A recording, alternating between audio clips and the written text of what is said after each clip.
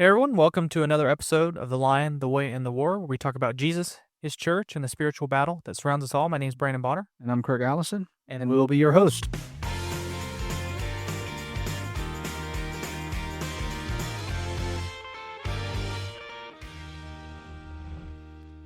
Okay, so Craig has given me the reins to take over this episode, so we'll see how it goes. He might not ever let me do this again. Take it away, bro. Well, so today we're going to talk about authority, accountability, and spiritual leadership. And so I think first thing, and this is going to set up some future episodes and kind of tie into some previous episodes that we've done.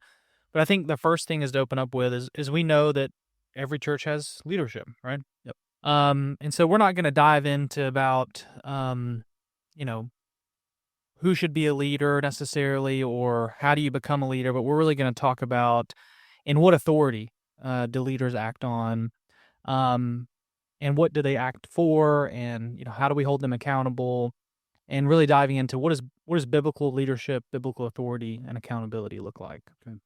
So, and I think we might mention this, in a previous episode, but a reason that some people, I think, from what I've seen, typically the churches, they're not aligned with leadership, right? Yep. Now that could be because they're not effective leaders, or maybe it's just because they disagree on this specific topic. But members typically leave because they don't agree with either the preacher, maybe the ministers, the deacons, elders, some direction of the church. Right. Maybe have a Right. disagreement. Nonetheless, I think leadership failure is one of the most common reasons that people can leave the church. And so I think it's important for us in this episode to really dive into biblical authority, and that authority being under Christ, Right. Christ authority. And so, yeah. So first question, Craig, what does biblical authority look like? Well, I think you just mentioned it. I think good biblical authority is under the umbrella of Christ, is very sound doctrinally. Leadership can present uh, that authority within a scriptural paradigm. So if a member has an issue with, hey, why did you do this or why did you do that?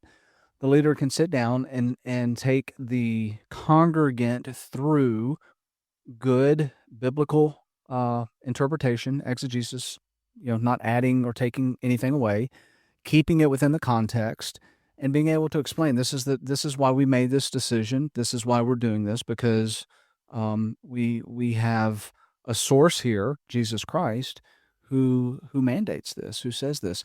And unfortunately, you have a lot of churches today, a lot of church leadership today that are not doing that. They are actually listening to their congregants who may not have the spiritual education or background or training, but they're succumbing, they're basically surrendering or capitulating their good doctrinal belief systems to the pressure of the congregation, because the congregation is succumbing to cultural things. This is how we need to be doing things today, and it's usually because it's whatever cultural thing is now appropriate, which you and I have talked about before. Morals, cultural morals, they're just very shifty. I mean, they change based on whatever age you're in. But Jesus Christ had, his mandates, his doctrines don't change. Sure. And sometimes that goes against whatever current cultural morality says is good or bad or whatever. Sure. So what I'm kind of hearing is congregations sometimes can dictate the direction of leadership, and you're saying in some cases that can be a negative thing, especially if the congregants are using other influences outside of what Christ has given us. Yeah, absolutely. Yeah. So I think and I should have pulled this up before, but I'll pull it up really quick. So 1 Peter chapter 5, I think is a good place to look. Just first 4 verses of 1 Peter, and this is of course talking about eldership. But I think it gives us some really good things to think about when we think about church leadership. So I'm going to read it here. So I exhort the elders among you, as a fellow elder and a witness of the sufferings of Christ, as well as a partaker in the glory that is going to be revealed. Shepherd the flock of God that is among you, exercising oversight, not under compulsion, but willingly, as God would have you, not for shameful gain, but eagerly, not domineering over those in your charge, but being examples to the flock. and when the chief shepherd appears, you'll receive the unfading crown of glory. So there's four things that stand out to me in that passage when I think about a good church leader. So first thing is they're eager, right? So they're not compelled or persuaded, like they're eager to serve in this capacity. They're not domineering. Um, they don't lord over people. They don't do it for any sort of gain, no shameful gain. Um, and they lead by example, all under the chief elder, Mhm. right? Jesus. Um, so any thoughts on that when you think about elderships? You've been a part of a lot of churches and Mhm. seen a lot of elders and elderships. Do you think that that's something that we need to talk more about, or you think that's accurately represented in the churches that you've been a part of? No, Or we absolutely need to talk about this a lot. The first book I wrote, The Lion, the Way, and the War, and it's dealing with uh, the youth's exodus of church when they go to college, when they go off to college, and like how postmodernism is impacting them. So that was the subject matter of the first book that I wrote, and I've got a whole chapter in there about eldership because part, not exclusively, but part of the reason why statistically, and the research bore this out, when a young adult goes off to college, so 18, 19 years old, they're sticking to their faith, staying plugged into a church is to a great degree impacted by the leadership, mom and dad also, but also the leadership where they were attending growing up. And so it's imperative that we talk about what good, godly leadership looks like, not just in the home, but also in the church. So when Peter's talking about this, he's basically framing out what good, godly leadership in the church should look like. And when we have elders that want to get into positions of authority, not because they feel like they're going to do something that is good, but they want the title, they want the power, they want the whatever it is. That becomes very problematic when they are seeking out ego, which Peter points out. He says that an elder should not lord it over people. That he's talking about your ego. Mhm. People go get on these power trips. They like to bang people over the head with stuff because it makes them feel powerful. So these are the types of things that emerge in churches when a congregation is not looking out for that type of thing. And I can't remember. There was an episode we did in the past where you pointed out that a lot of times churches elect or encourage a certain stereotype Mhm. man to seek out the leadership. It's usually the successful businessman. He's polished. He's able to get up in front of people and talk. And there's a reason why he's probably successful in the business world because he has these characteristics. Right. That does not necessarily translate into good eldership. Right. And so, as I was doing research for the book, I had reached out to, in excess of 200 different congregations across the Southeast. And here's what I found: the vast majority of churches and their leadership are coming from that stereotypical background. And what's interesting to me is as I interviewed hundreds and hundreds of students and asked them to share what they were willing to share with me about their church leadership where they grew up, do you want to know what they told me? What's that? They said that they had a problem with the leadership, that they were disconnected, Mhm. and that they were very good at managing the church assets. Sure. So, what the building looked like, having a coffee shop, having the right, dynamic going on, the spreadsheets, they were able to present pretty PowerPoint or Canva, everything on the visible spectrum, Sure. but absolutely zero on the spiritual spectrum. And so it's not surprising to me then that when these students got to college, a lot of them walked away from their faith because they didn't have a good connection, good, strong spiritual leadership and mentoring coming from their church background. Yeah. It's really interesting when I think about the way Jesus lays out leadership. You think about Matthew 20. He's talking about, the Gentile leaders were lording over Mhm. people. And Jesus says, um, completely redefines authority. So when we think of an authoritative structure, what do you think of? You got probably a pyramid, right? You got someone at the top, a couple of people beneath them, and it kind of goes all the way down, and then you have your grunt workers or frontline workers or whatever you want to call them. Yeah. When we think about the church, Jesus completely restructured that. Right. He flips it upside down.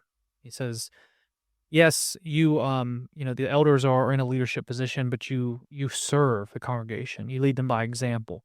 Um, and so I wonder, because you mentioned as we started this episode, a lot of times elderships are willing to not compromise, but I guess make decisions based on what the congregation feels is best, which is not always the most informed to scripture, Mhm. potentially, like culture influences.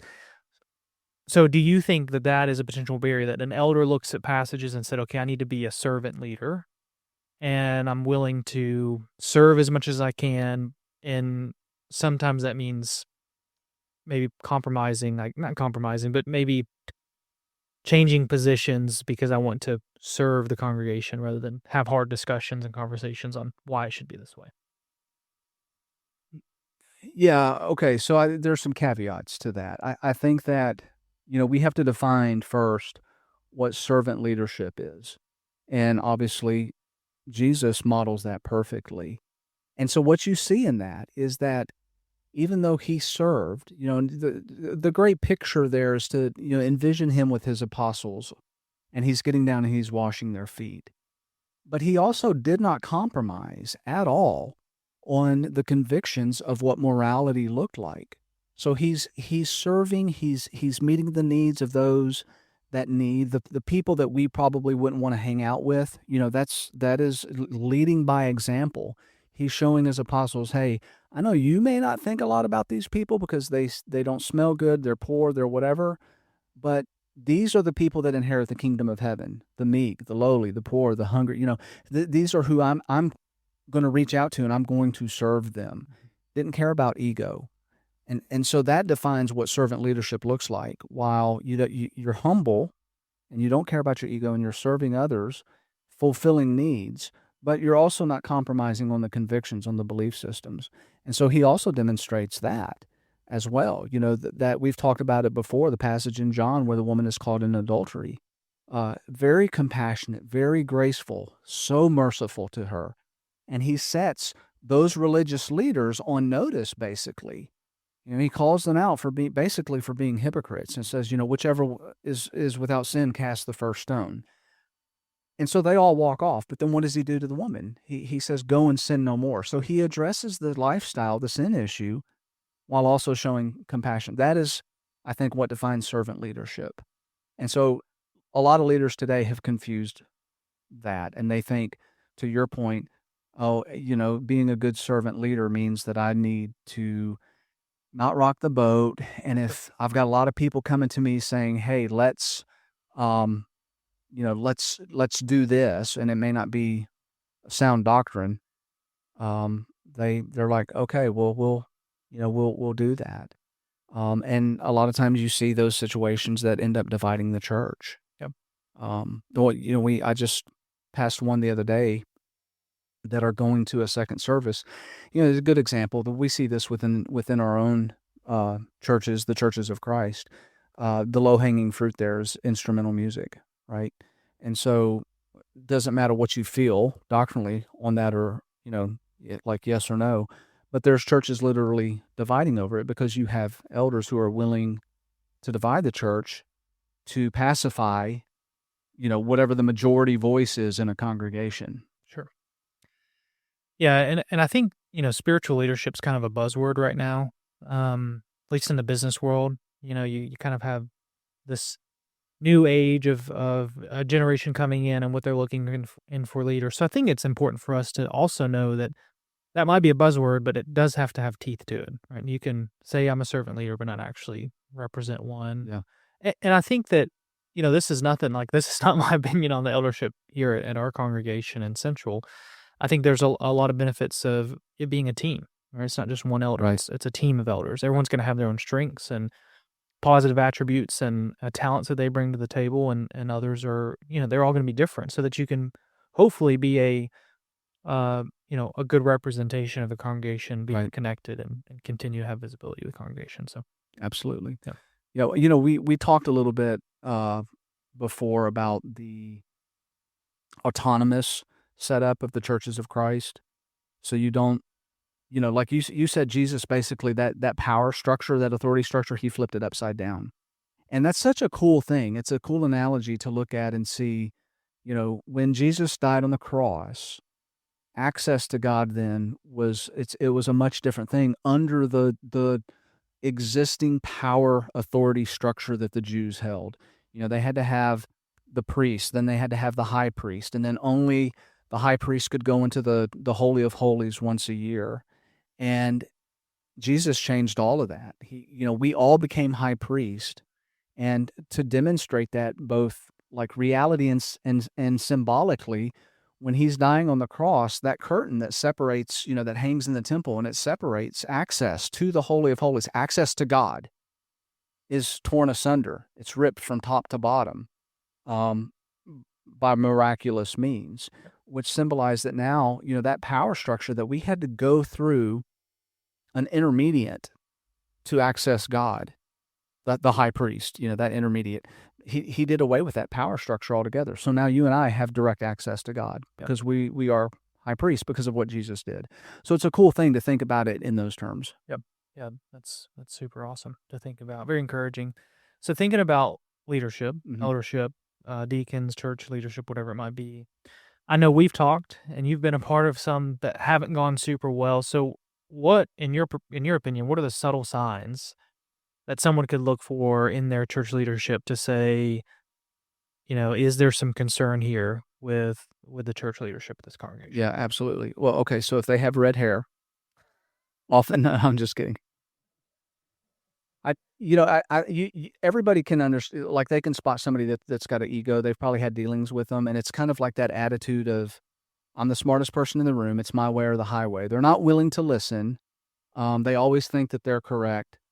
That's the opposite of what a good elder is gonna be. Good eldership, good leadership is willing to sit down and listen and actually be willing to try to understand where a person is coming from before making a snap judgment. So that's I think ego, pride is the number one biggest issue within leadership. And it taken from that perspective sends the members of a congregation a very strong lesson, which is this: if you want to prevent a lot of heartache, a lot of drama, a lot of arguments, and all the stuff that happens in so many churches, you need to be plugged in enough to where you know your leadership on a first name basis. You know them, you know their personality. So many, as again, dealing with college students for many years, they didn't even know the names of their leadership. And so if congregations don't understand who they're wanting to put into leadership, they can't really complain once things go south, when they go bad, because they weren't plugged in enough to know who their leadership was in the first place. Yeah. Yeah, and I think we have to remember, like, we think about our congregation, we have how many people we have here? 60 something. 160 folks and 4 elders, right? Yep. 3. 3 elders. Yep. So we have 3 elders, 160 folks. I mean, that's a lot of people to Yep. try to have. So I do think it takes efforts on us as congregants, as members of, the flock here to continue to build relationships with our eldership as they hopefully also reciprocate and wanna build relationships with us, and, I think that's important, and being a student at our congregation, that was something that, um, I thought was always cool, is there was elders that came to our events, Yeah. well, not as like, making sure you're doing things right, but as we wanna get to know you and They wanna build participate. that Right. relationship. Yep. So I think those are definitely some good traits. Okay, so thinking about the accountability aspect. So when you think about authority and spiritual leaders, you have to bring in accountability. Who answers to whom?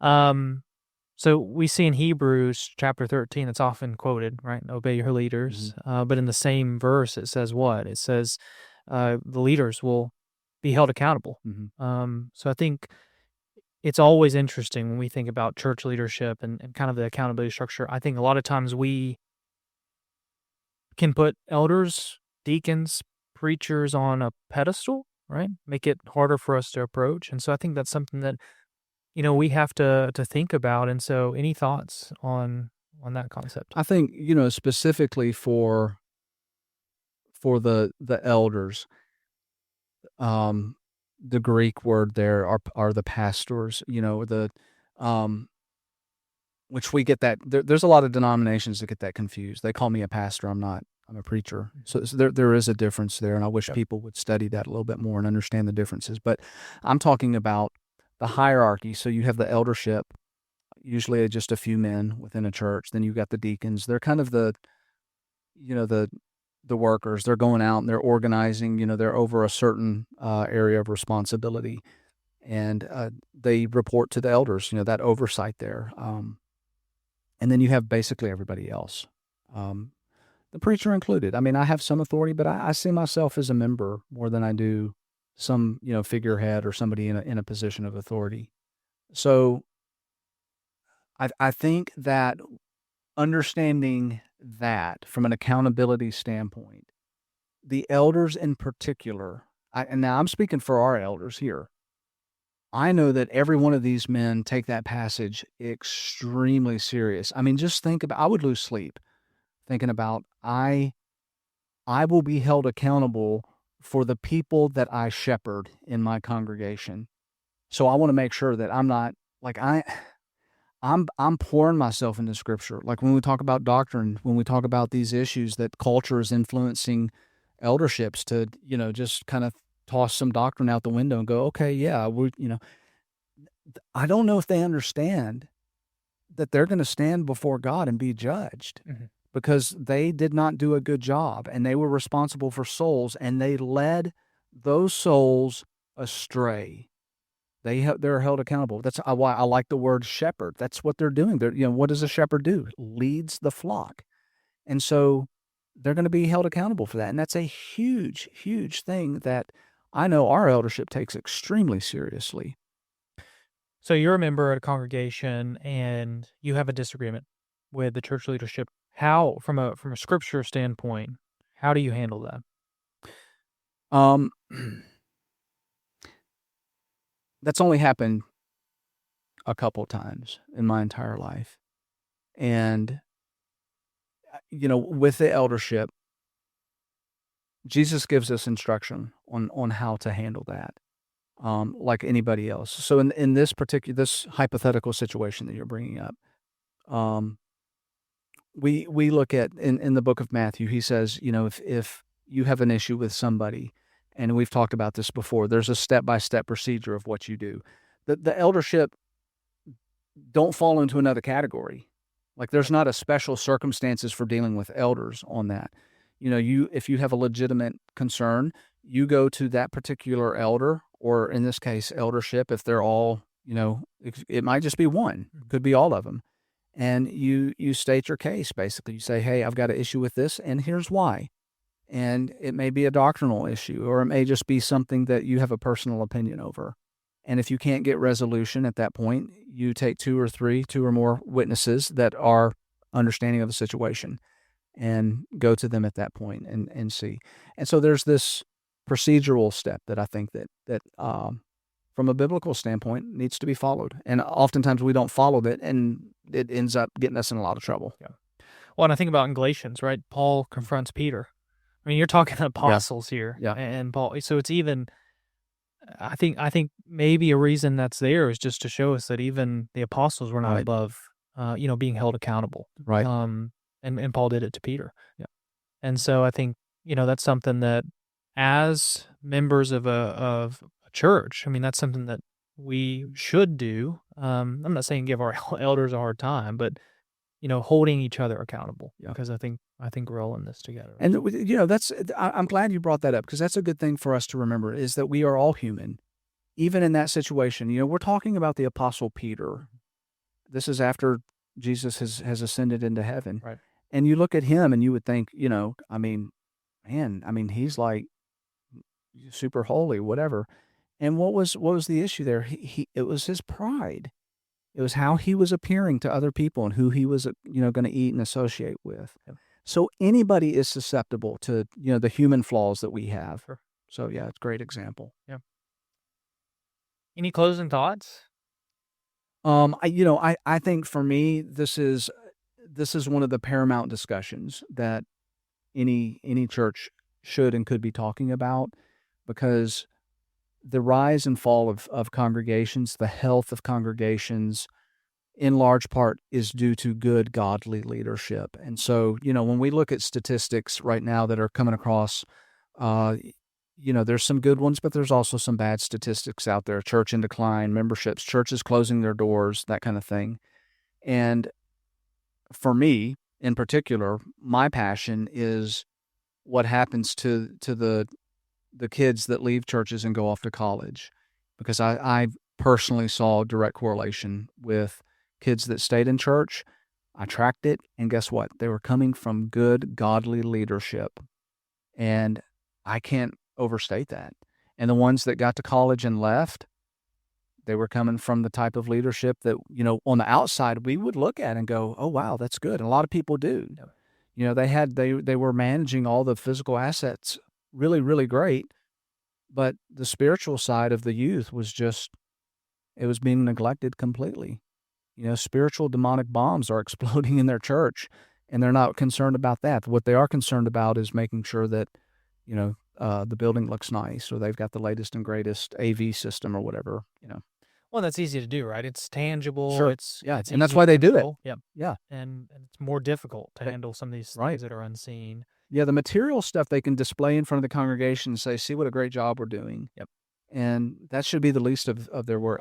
Really, honestly, what I see today is the deacons are doing the elders are doing the stuff of the deacons.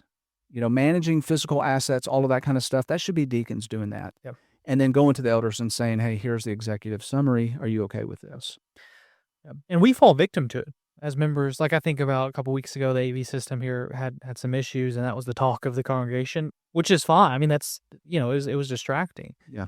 But we fall victim to that. That's like we expect these things to work Right. well because we can see them. They impact us physically more so than maybe the spiritual stuff that is lagging behind or we Yep. can't recognize And it the yet. and the congregants, you and I, the members, are wired to take those issues directly to the elders. Yep.